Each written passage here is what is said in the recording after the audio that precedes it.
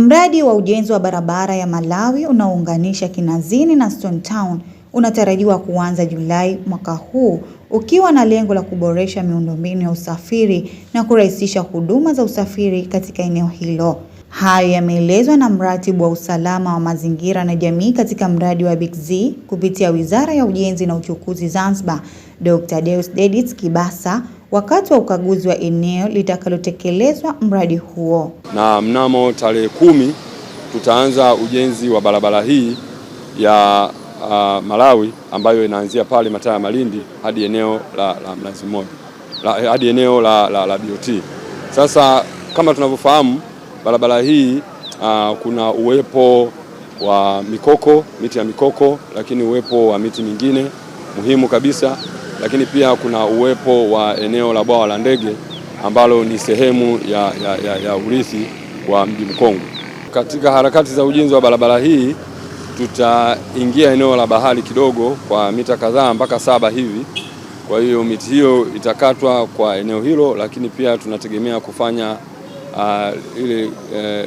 kufukia sehemu hiyo ya bahari ambayo tutakata miti kwa ajili ya kutanua ukubwa wa barabara. Kama ambavyo tulisema hapo awali, ni kwamba barabara yetu itakuwa ni njia 2 za kwenda na 2 za kurudi, lakini pia itakuwa na maeneo ya tembea kwa miguu, maeneo ya waendesha kwa baiskeli pamoja na maeneo ya kupumzikia.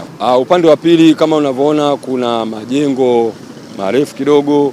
Kwa hiyo wakati wa kuandaa michoro na usanifu wa barabara hii tulizingatia kwamba majengo haya yasiathiriwe ili kupunguza gharama, lakini pia tulijaribu kutumia sehemu ya barabara iliyopo na kuchukua sehemu kidogo ya bahari ili kuhakikisha kwamba mandhari ya upande wa huku kwenye majengo inabakishwa kama ilivyo. Kwa hiyo majengo hayataathirika. Kwetu sisi upande wa mamlaka ya Mji Mkongwe tumefarijika sana kupata fursa hii, kwa sababu ni muhimu kutoa taarifa kwa watumiaji wa barabara, lakini pamoja na wanaokuja mjini kwa jumla, ili kuwa na uelewa wa jinsi gani mzunguko wa magari na mwenendo katika katika Mji Mkongwe utabadilika kidogo.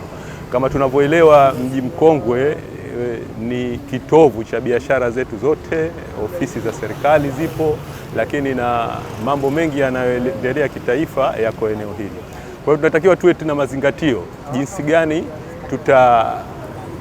tutadhibiti mwenendo huu ili tusisababishe msongamano, hasa kulingana na kwamba inakutana na ujenzi wa barabara nyingine zilizopo katika miradi mingine. Kwa upande wake, mkurugenzi wa idara ya misitu Zanzibar, Said Juma Ali, amesema miti 116 ya mikoko iliyo ndani ya eneo la mradi huo itaondolewa ili kupunguza athari za kimazingira zinazotokana na ujenzi wa barabara hiyo. Tumetayarisha mpango wa kuondoa hii miti, na pamoja na kuwa miti ipo mingi ya mikoko hapa, lakini itakaondoka ni miti 116 tu, kwa sababu tumeshirikiana mapema, tumepanga vizuri, tukawa tumekubaliana.